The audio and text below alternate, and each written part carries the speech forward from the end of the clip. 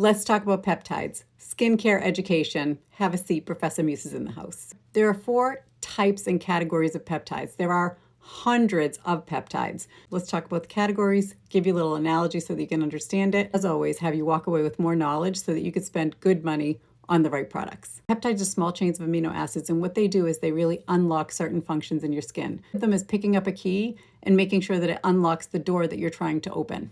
So the 4 categories are signal peptides, carrier peptides, neurotransmitter peptides, and moisturizing peptides. They all do something a little bit different. And in each of those categories, there are hundreds of different peptides.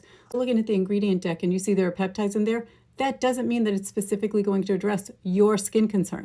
Let's start with the garden analogy and let's talk about signal peptides. Signal peptides are the ones that are going to deal with collagen and elastin production. They're going to deal with fine line, wrinkles, and firmness. When you're dealing with a garden analogy, they're the gardener. They're dealing with the nurturing and the signaling. They're really telling the plants how they're going to grow. Then there are carrier peptides, and the carrier peptides are actually delivering nutrients and minerals to the skin.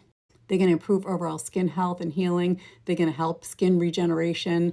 They're like the irrigation system that's going to get all the water and the nutrients to all the plants. So the carrier peptides are really important. You have your neurotransmitter peptides, and they're going to inhibit some of those muscle movements. So they're just going to calm everything down with the skin. So you don't have anything that's really further damaging the skin while your skin is regenerating and healing.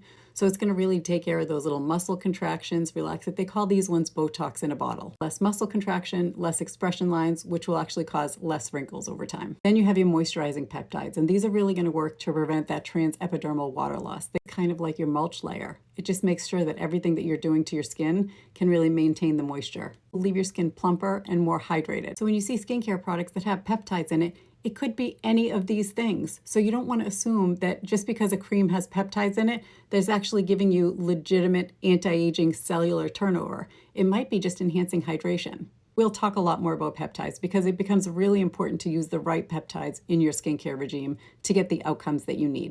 I hope this is a helpful primer and starter to the peptide conversation. More to come. I'll talk to you soon.